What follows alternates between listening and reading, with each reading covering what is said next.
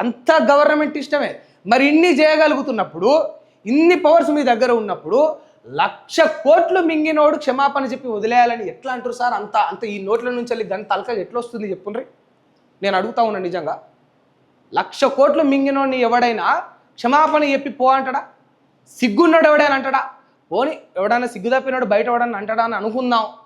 But ప్రజల చేత, ప్రజల కొరకు, ప్రజలు ఎన్నుకోబడ్డ ప్రజాపాలన కాంగ్రెస్ పార్టీలో ఉన్న ఒక మంత్రి ఈ మాట అనొచ్చునా? మీరు చెప్పుండ్రి, ఒక మంత్రి అనొచ్చునా? చెట్టు అంతా పెరిగితే సరిపోదు, చేసే పనులు కూడా ఆ చెట్టులాగానే ఉండాలి. 10 మందికి నీడనిచ్చేవాళ్ళగా, 10 మంది కడుపు నింపేవాళ్ళలాగా ఉండాలి. 1,00,000 కోట్లు కడుపు కొట్టినోడిని ఏం చేయాలి మీరు చెప్పుండ్రి? ఉట్టగా ఒక మాట అనుకుందాం. లేకపోతే 1,00,000 కోట్లు అనేది గాలి ముచ్చటనా? ఏం చేస్తూ ఉన్నారు? ఏం ఎంక్వైరీ చేస్తున్నారు? కమిషన్లు తిన్నారన్నారు. ఒక క్లారిటీ, ఒక నివేదిక, ఒక రిపోర్టు ఉండాలి కదా. ఎందుకంటే ఇన్నిసార్లు ఎందుకంటున్నా అంటే, ఉత్తమ్ కుమార్ రెడ్డి గారు నిన్న కాళేశ్వరం ముచ్చట మాట్లాడిండు, మొన్న కాళేశ్వరం ముచ్చట మాట్లాడిండు, ఆవుల మొన్న కాళేశ్వరం ముచ్చట మాట్లాడిండు, అంతకు ముందు రోజు కాళేశ్వరం ముచ్చట మాట్లాడిండు. వీరికి మరి లేకపోతే ఎవరైనా గైడ్ చేసిండ్రా, లేకపోతే వీరే నిర్ణయం తీసుకున్నారా, లేకపోతే వీరికి అంత విజన్గా అంత కాళేశ్వరంలో అన్ని కనిపిస్తున్నాయా అనేది ఇంకా ఎవరికి క్లారిటీ లేదు ఈ రాష్ట్రం మొత్తంలో. ఈవెన్ నాకు తెలిసి రేవంత్ రెడ్డి గారికి కూడా క్లారిటీ ఉండకపోవచ్చు. బట్ వీరు ఎత్తుకున్న ఏకైక నినాదం, ఏకైక ముచ్చట ఏంటంటే అది ఓన్లీ కాళేశ్వరమే. మరి మంత్రి ఉత్తమ్ కుమార్ గారి నోట్లో నుంచి నేను ఇంకోటి తింటలేను. మరి అంత దంచుతా ఉన్నారు మైక్ దొరికితే కాళేశ్వరం గురించి వెళ్ళి.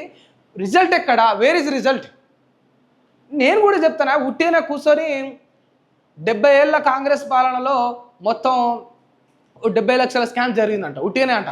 10 ఏళ్ళ బీఆర్ఎస్ పాలనలో 10 లక్షల కోట్ల స్కామ్ జరిగిందంట. 70 లక్షల కోట్లు గతంలో కాంగ్రెస్ చేసింది, 10 లక్షల కోట్లు ఇప్పుడు మొన్న బీఆర్ఎస్ చేసింది. ఇక బీజేపీ అయితే మొత్తం సగం దేశంలోని ఆస్తులని బీజేపీ నాయకుల చేతిలో. ఉట్టిగానే అంట. కమిషన్లు తిన్నారు, ఉట్టిగానే మైకు పట్టుకుని ఉట్టిగానే చెప్తుంటా. వీళ్ళందరూ వచ్చి క్షమాపణలు చెప్పిపోవాలంట ఉట్టిగానే. ఏం ఉపయోగం? దానివల్ల ఎవడి పెరిగిందే ఉంది?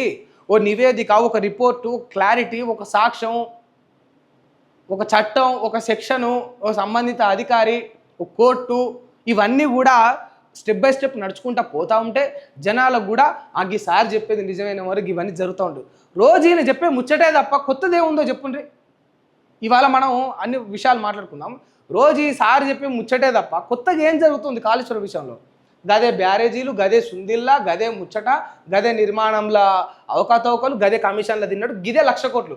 నాకైతే ఈ 1,00,000 కోట్ల స్కామ్ అనేది ఇని ఏమన్నా అంటే ఏదైనా మాటలలో మాట మనం 100 రూపాయలు 2 రూపాయలు ముచ్చట మాట్లాడదామని కూడా అది వస్తలేదు నోటికి. అది ఇన్ని బ్రెయిన్లో ఫీడ్ అయ్యి 1,00,000 కోట్లు అనేస్తున్నాం మనం. అట్లా అయిపోయింది ఈ 1,00,000 కోట్ల ముచ్చట.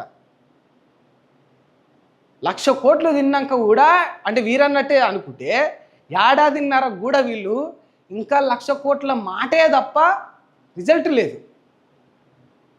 ఇక మరి ఏది నిజం అనుకోవాలనేది వీరే క్లారిటీ ఇవ్వాలి.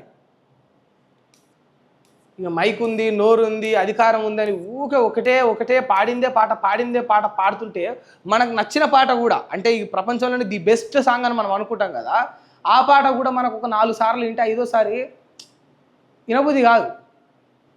ఎంతగానో వింటారు ఎప్పుడు జనాలు? ఇన్న పాటను ఎవడింటాడు? చూసిన సినిమాకు 2 సార్లు చూస్తాం అనుకో మంచిగా ఉంటే, 3ఓసారి ఓబుద్ధి అవుతుందా? ఏడాదిన్నర నుంచి ఒక్కటే సినిమా చూపెడతా ఉన్నాడు ఈ సార్ అయితే, ఇంకో సినిమా లేదు.